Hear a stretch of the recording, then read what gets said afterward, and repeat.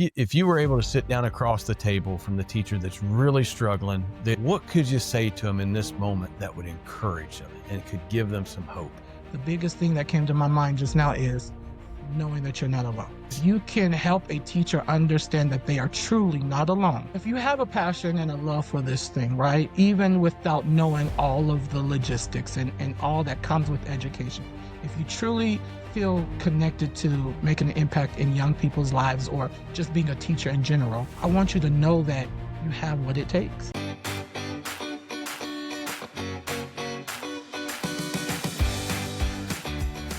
Most teachers started teaching because they wanted to make a difference. We had a vision for shaping lives, for changing futures, and loving what we do every single day. But somewhere along the way, things change. The job becomes hard and we begin to struggle. If we haven't met yet, my name is John and this is Teacher Talk, and I am with my friend and colleague, Rashid Hollins. He's one that knows what it's like to struggle, to come back, and to deal with burnout. And so, Rashid, I'm just wondering right here, what is it like? What is it like, the fact that 50% of the nation's teachers are feeling the effects of burnout? What's really behind the burnout in the teaching profession? Well, I really believe that the problem at hand is that educators haven't exercised boundaries.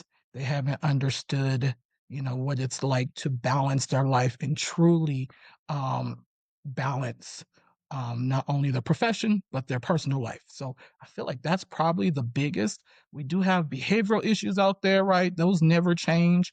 Our world is Absolutely. different, right? And so there are some big behaviors that we're experiencing, but ultimately it's the balance in the teacher. I think that is the heart of the issue at hand.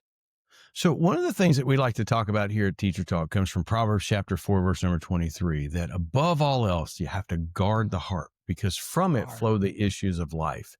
Yes, So sir. do you think the struggles of teaching and the lack of boundaries, that has an effect or a profound effect on the heart of the teacher and causes some of the things that we're seeing today? Absolutely. Because I think a lot of times when you're dealing with all of the layers of education, you you might forget or get distracted from the purpose in which we all got into this thing.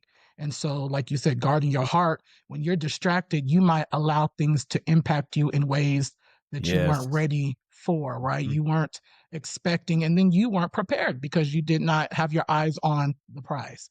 And so, unfortunately, I think a lot of times when you don't guard your heart from those things that are surrounding us, you will lose focus, you will find burnout, and then, you will cause yourself to be, I think we've said it before, toxic, right? These are words that we've heard. And so it Yes. can it can happen. It can happen. Absolutely. Yeah, the whole work of Teacher Talk comes from my very own experience, and I share this often. I became the toxic employee that Wow. absolutely nobody wants in their organization. Can you take us back maybe to a season in your life where you struggled with a little bit of burnout, where you were thin in the job, and maybe what your experience was like?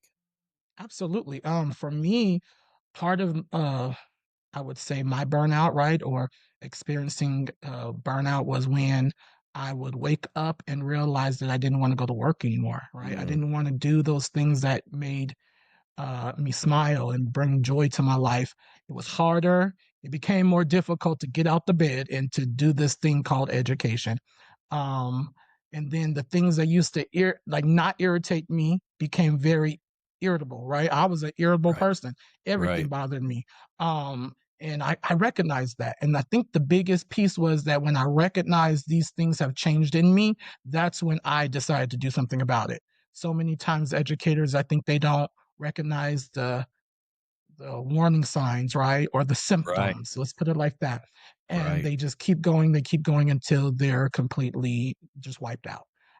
I'm fortunate enough to know that when I felt that in myself, I started to do something about it. Now, I think I heard you say that, first of all, you were losing a sense of passion and Oh, maybe even a yes. sense of purpose. And Oh, to some yes. degree, you were starting to respond like a person that you've never been before. And do you Yeah. attribute that to a lack of boundaries or because you were pushing too hard, or is it just the way that the system is? All of the above. I would say Hmm. all three of those components. Um, I did not recognize myself at times. This person that went to work to make everyone else happy was, I would say, internally miserable. Um, and I did not try to project that, right? And I think no one really does. Um, and I think I did a good job, but I also know me, and I knew Yeah. the change. And so for me, the system, caused me to be overwhelmed, me Hmm. pushing, and I always strive to give 125%. I Right. try to give and go above and beyond, and Right. doing that can be exhausting. And then, of Absolutely. course, like you said, with no boundaries in place, I allowed for my outside stimulus to affect my internal perspective and internal passion. Yes. And so A- that's what happened. Absolutely. I understand that to the core. So, what do you, whenever you look back, maybe it was intentionally, maybe it was unintentionally, what do you think is a boundary that you put into place that was helpful for you? I would say the biggest boundary that I put in place for myself was knowing my limits. I knew Yes. how much I could take. I knew how much I could take from the students. I knew how much I could take from the teachers. I knew how much I could take Mhm. from, and I mean teachers, and like I was a teacher and then I became admin. So I knew what it looked like when I had to deal with colleagues versus when they became my teachers and whatever.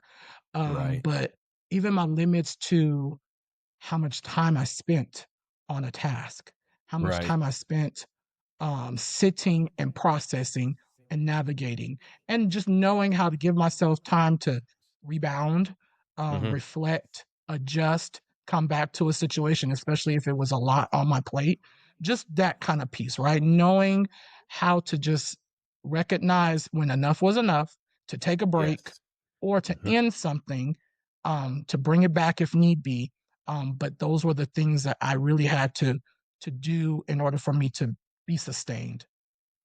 I think, one of the things that teachers become accustomed to doing is saying yes to everything that Yes, comes along, absolutely. and they put so much stuff on their plate and not even realizing that there is a good set of healthy no's that need to come out of our mouth. No, no, I can't. Or, hey, I'm glad that you thought of me, but right now, what my students need the most is a healthy, well prepared teacher.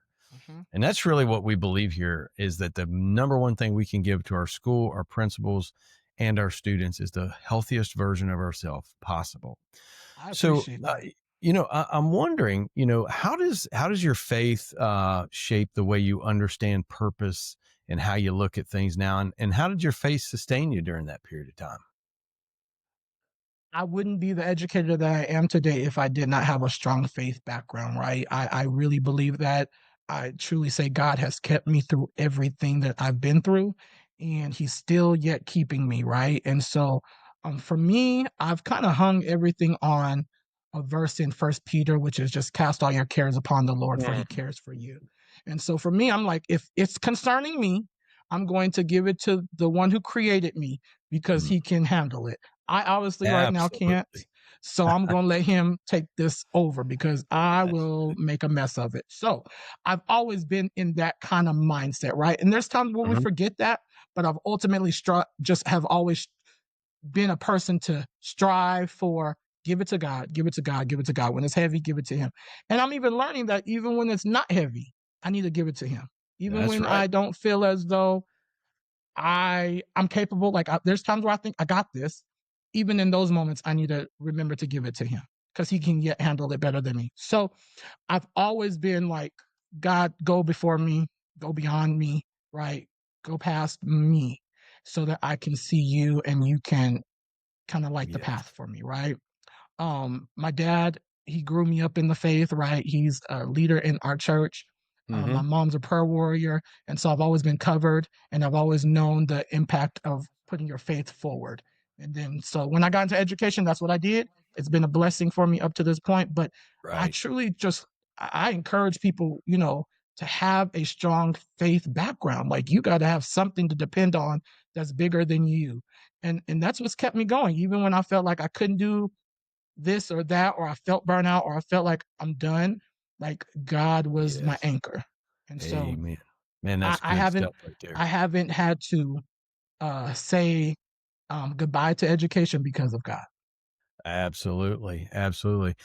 It's very interesting as a believer, sometimes we get the idea that if we have a strong faith, then we're not going to have hard times, but the fact of the matter is we have a lot of hard times, and sometimes we lose track of things that are important.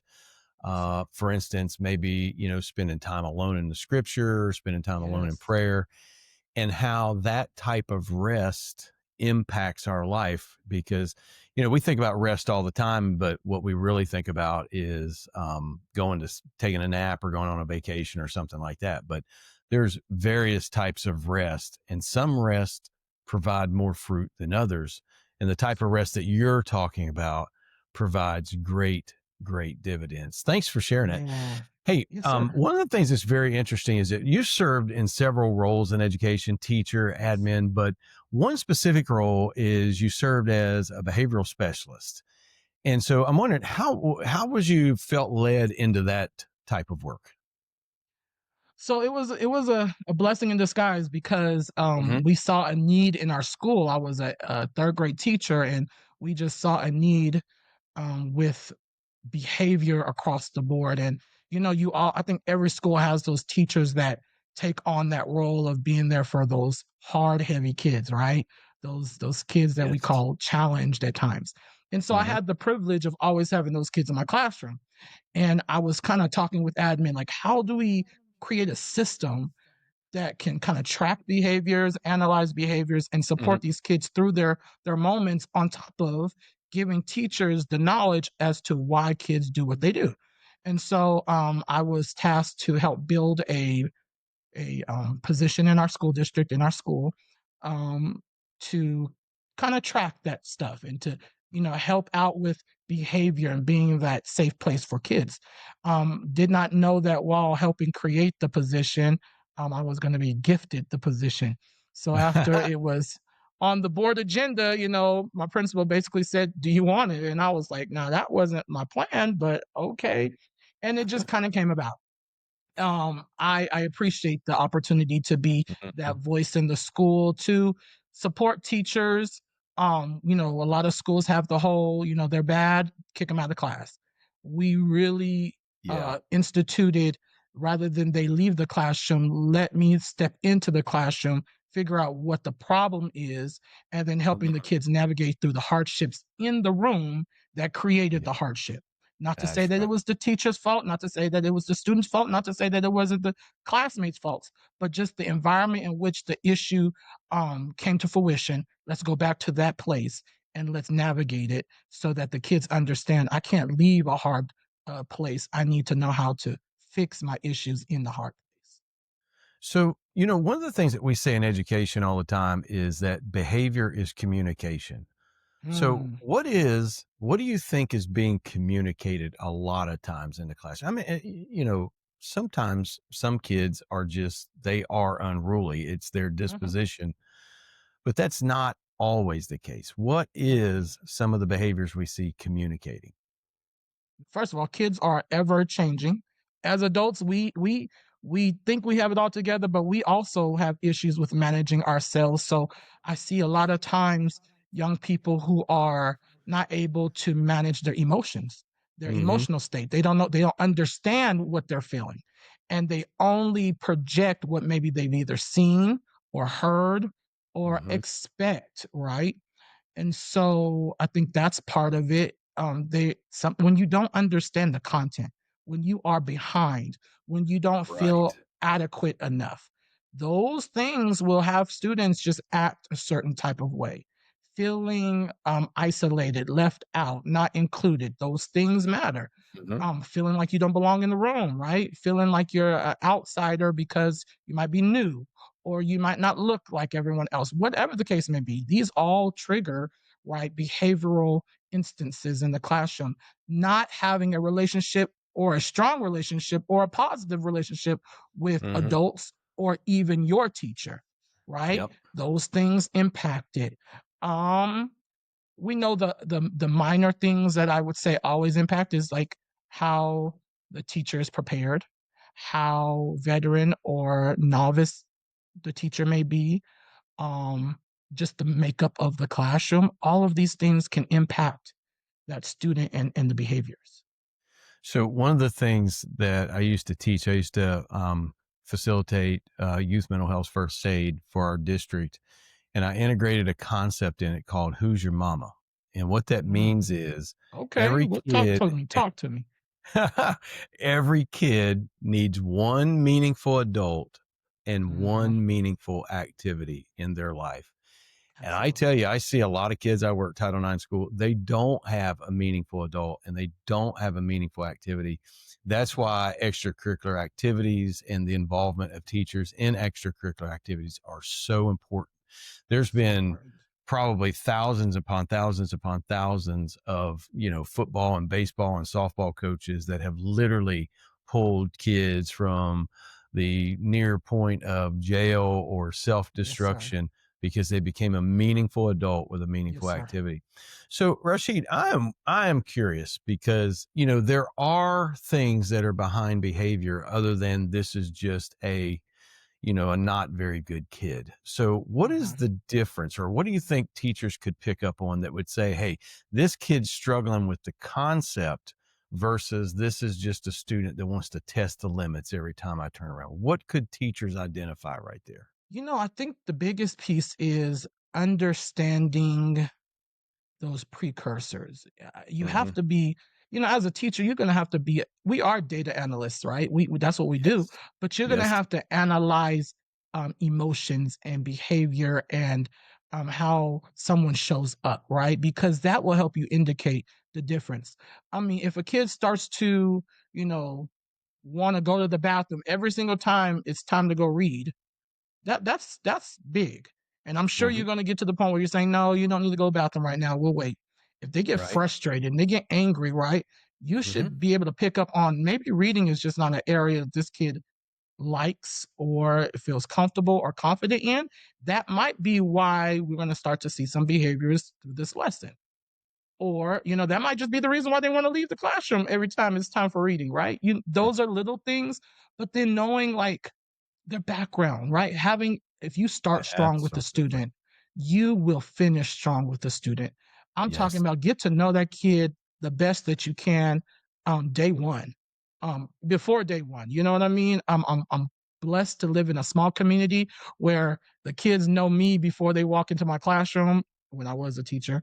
But I was able to know them and their families, right? I've taught siblings and Yes. things of that nature. So I might have some information to help me. But if you don't, you need to spend that first period of the year really understanding these kids. And it's okay to I used to ask the kids, what do you like about school? What do you dislike? Like what subjects do you loathe?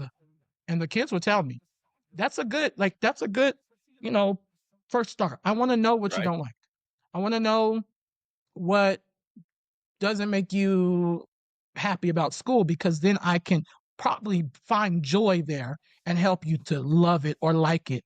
That was always my intentions, right? I always wanted to, okay, you don't like this. I'm gonna at least find a way for you to smile through it. That's right. Um, as a teacher, we have to do the same thing, correct? Absolutely. So, statistically speaking, one of the top causes of teacher burnout is classroom behavior. Mhm. And every demographic and every statistic bears out that post COVID, that student behavior is much worse than what it was prior to COVID.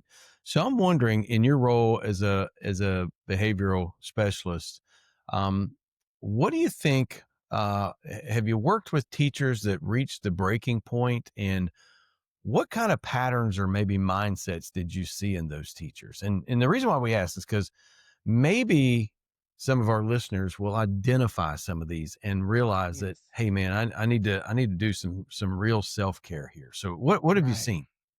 So that was a lot that you just kind of I want to unpack that a little bit, right? Yes. Um, I do agree with that. We are experiencing some new norms, of course, because of COVID. Hmm. I do feel as though COVID was a period of time where we had to, in education, kind of like cut out all the nonsense and just try to get to the heart of the matter to get through. And I think because of that, kids, families, everyone involved, right, forgot those important components that are still necessary for success in the school. So, for instance, kids, I think they're still showing the same behaviors. They just feel more intense because, we don't do a lot of communicating. We cut that piece out. We became separated for a period of time, and I don't think we've connected those dots back, right? So I see these behaviors. They were before COVID.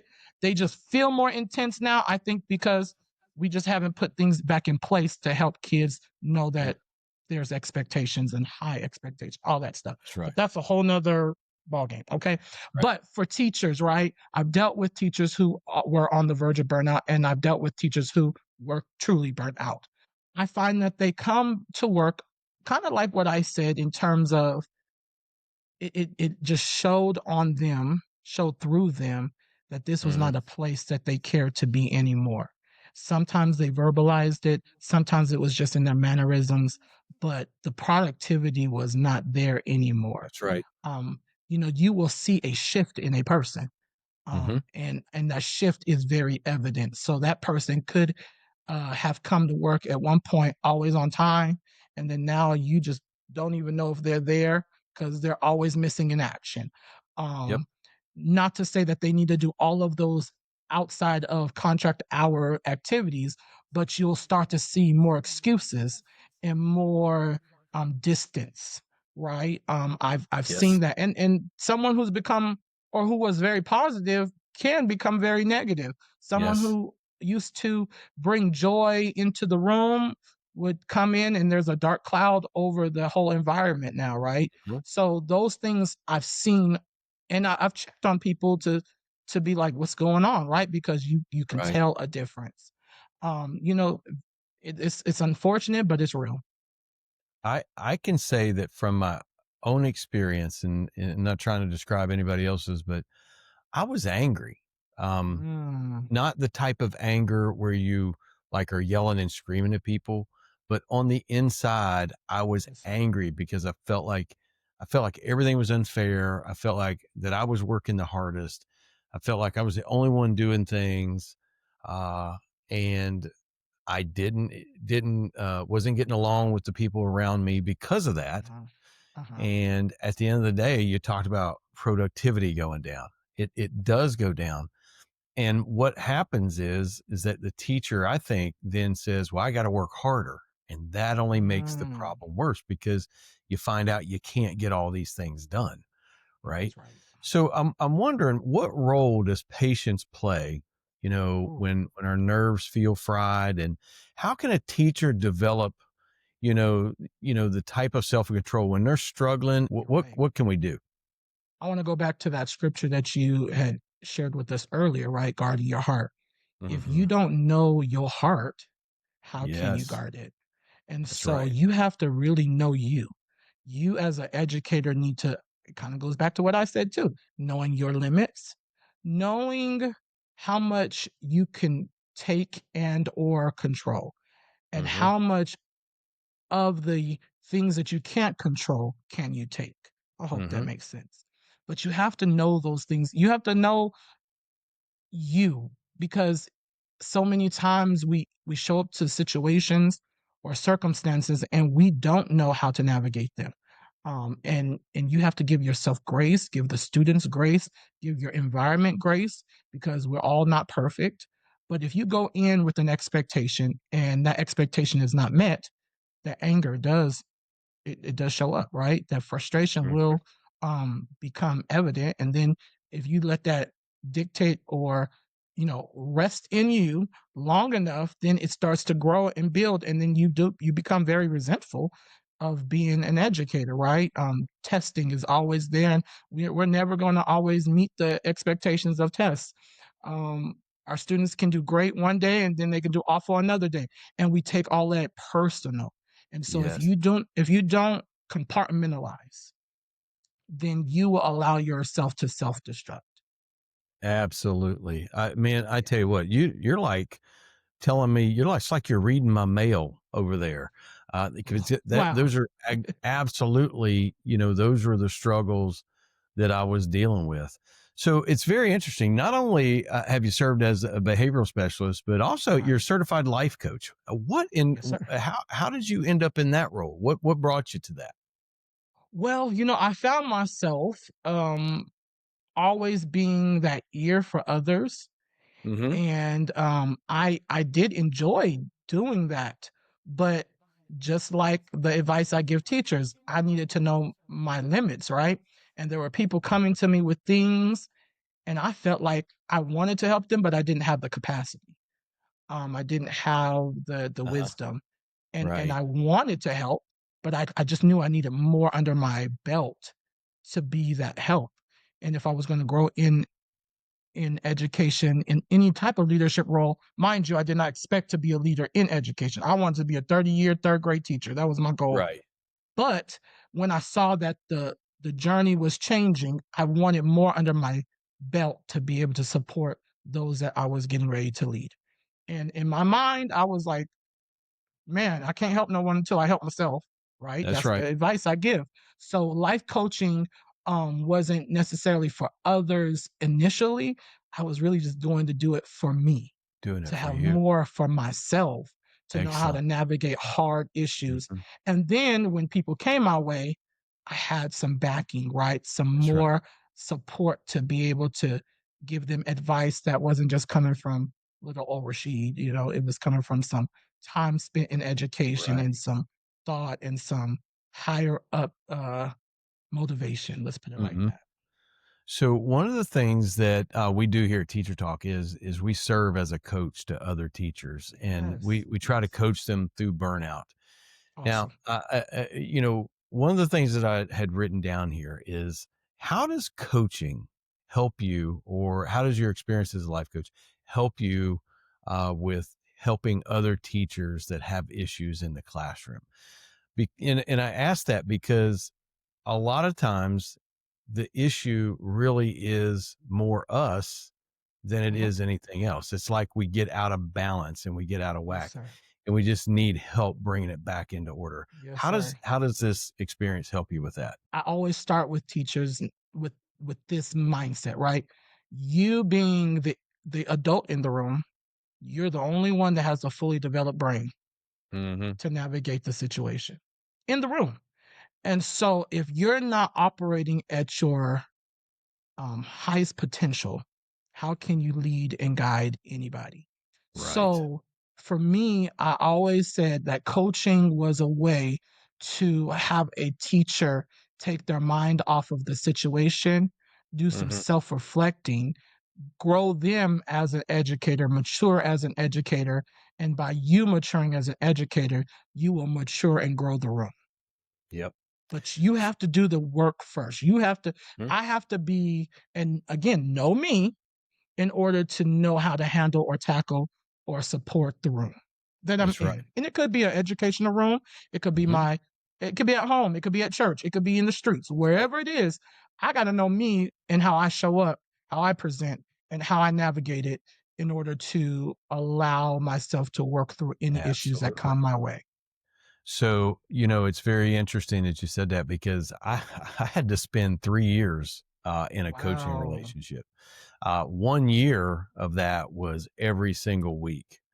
Hmm. And so, I mean, I was struggling. And, it's not that, a lot of the things that I said or felt weren't valid, because they were, but I had allowed those things to get a foothold in my life, and they Yes, had sir. begun to control me. And Hmm. so, the first realization was to say, hey, I got an issue here.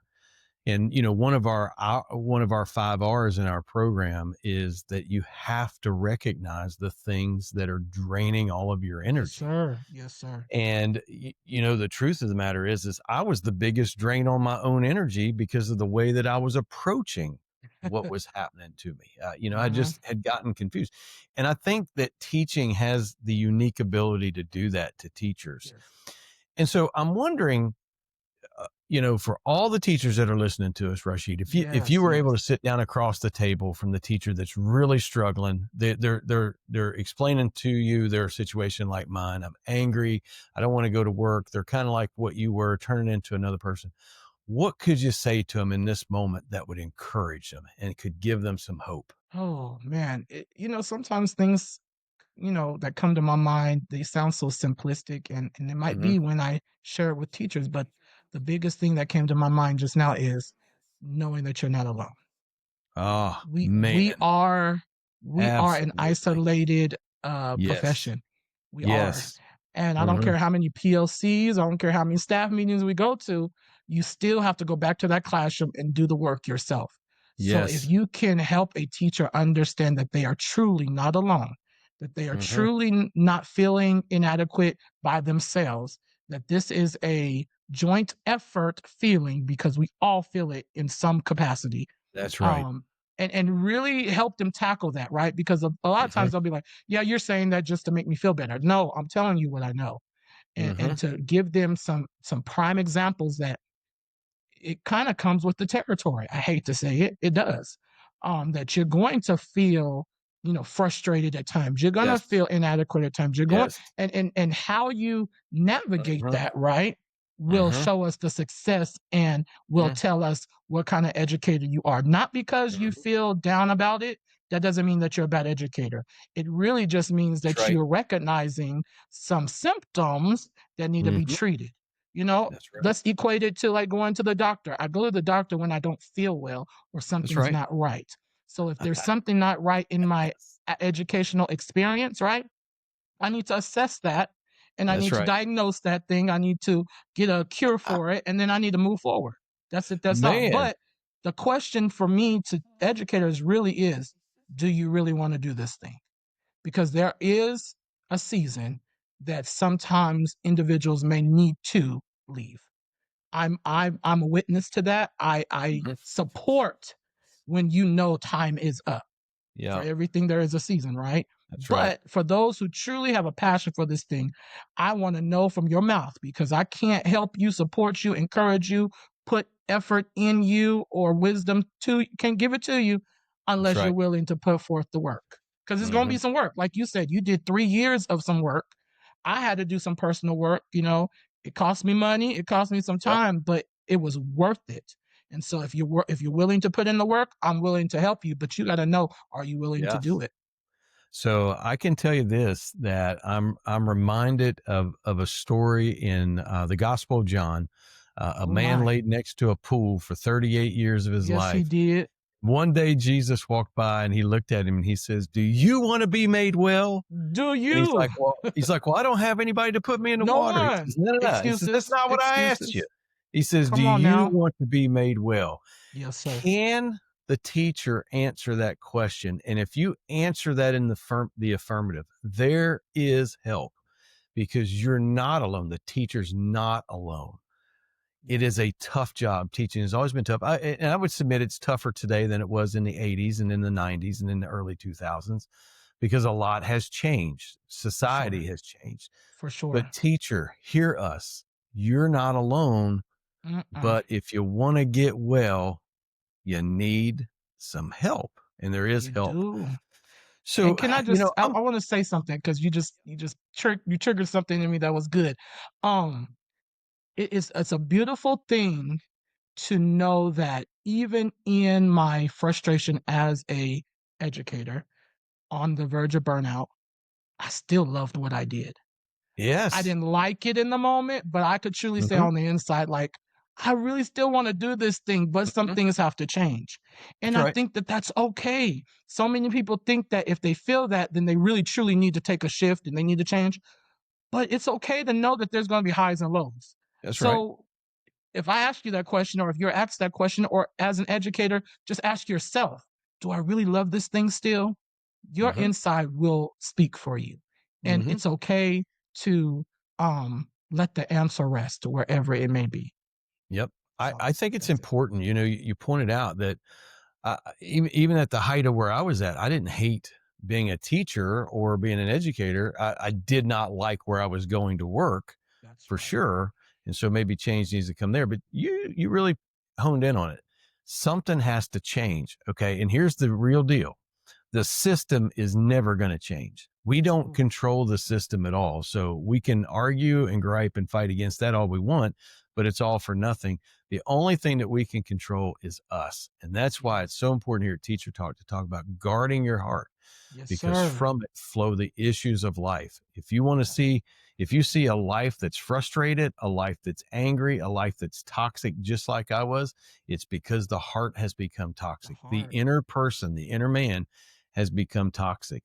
So And it Rashid, is I'm freeing. wondering, It is go ahead. freeing. I was That's just saying right. it is freeing to not Yes, try to control what you can't control. that's right. It, you can't change That's the right. system. Once you get that in your Mhm, mind, you're good. I can mhm. navigate around it. But That's what you right. can change is you. So I appreciate that. Mel Robbins came out with a book called the Let Them Theory. And that's what I Let say. them. Hey, let them. Let it. Okay, go ahead. Listen. Just let it roll. Mm-hmm. Right? Because you can't change it. Yes, Rashid, sir. tell me, how do you hope to influence and encourage maybe the next generation of educators? Because Um, education is going to continue to be hard. Teaching is going to yes. continue to be hard. And, Yes. currently it's very hard to get a teacher to the third and even to the fifth year Mm-hmm. of the teaching profession. How are you going to encourage these new teachers? If you have a passion and a love for this thing, right? Even without knowing all of the logistics and all that comes with education, if you truly feel connected to making an impact in young people's lives or just being a teacher in general, I want you to know that you have what it takes. You Yes, you do. absolutely have what it takes. Even in your novice thinking, you have what it takes. Even with the few years or just jumping into this thing, you do have what it takes. It's just gonna be how you, um, go out and get those things that you need. We're not That's all right. just built with the knowledge and the understanding and the content to know how to teach and to manage students and manage our schedules and organize this and that. We don't have all of that, but use the resources around you and get what you need in order to do a bumper job, is what I tell, new teachers, and lean on wisdom. I Hmm. don't care what you do, you lean on wisdom. The best advice I ever got, before I got into the classroom was spend a year sitting underneath. This is not with student teaching. I'm not even talking about that. I'm talking Right. about once I got my job, sit underneath some wisdom. And that Yes. that's been advice, in education, when I go to church, in my just Yes. personal life. But sit Hmm. under some wisdom, sit under some knowledge that's done this thing. You may not ever agree with everything that they say, but they've Hmm. been through it enough to give Hmm. you some good footing. That's And right. so I did that. And I'm grateful for that because, I was able to see things in a different perspective. I was Hmm. coming in with this whole like, yeah, we're gonna just enjoy school and we're gonna just, every kid's gonna Oh, be on grade level. And oh yeah. but what do you do when you have the kid that comes in and their first year of school was with you and you're a third grade teacher and they That's have right. no vocabulary or language acquisition? What do you do? Yeah. That What do you happens do when all the this time. kid comes into your classroom and they don't have a mother or a father, and so they're living on the streets Right. and they're just coming to school trying to fend? What do you do? So all those things, right? What do you do with the kid who's just angry for whatever reason? What do you do with the kids who are so excelled, but they are in your classroom, right? Like, what do you do? That's right. Don't get to the point where you feel like, okay, I'm just going to throw in the towel. If you love this thing, pull in the resources that you need to do a Yes. bumper job, and I Yep. promise you, it will get done. So Yes. that's the things that I would hope to impart, Hmm. encourage, but I also let them know that regardless of how the world may look at education or what we might see, the negative points and components of education, it's still a great profession. It is still the greatest, in my opinion. I feel Uh-huh. as though it's one of the most impactful, professions, and I wouldn't change, what we do. I would change how we do it, but I I wouldn't would change agree. what we do for the world. I wouldn't. I wouldn't I trade it. agree. And so that's what I would try to encourage and give to those new teachers. So, I think that's really the core of what we're trying to get across at Teacher Talk is that we have to change how we approach this job. Man. No. because it is tough. There are expectations that are placed on the teacher that they have no control over. We can't Mhm. really control testing. We can't control student outcomes. For Teacher Talk, our goal is very simple. We want to Right. restore joy to the classroom Yes. one teacher at a time. One teacher at a time. That's One all teacher. we want to reach. And I believe we have gone a long ways towards doing that. That's Rashid, right. I cannot thank you enough for coming in and sharing with us your wisdom and your experience. And our goal here is for our teachers to be encouraged and to be able to reach out and to be able to find help. And there's plenty of resources down in the description box. They're free. They're 100% free and they're always free. They're down there just for our teachers. So we want to encourage you to go get them. Yes. Also, I'll have Rashid's a way to get a hold of him. And if you want to Yes. sit with him and talk with him and do some life coaching with him, you can do that as well. But You're beyond more than that, I welcome. actually think that YouTube wants you to subscribe right there Yes. and watch these two videos up here. But more than that, what I want you to do is I want you to stay strong and keep Stay strong. teaching.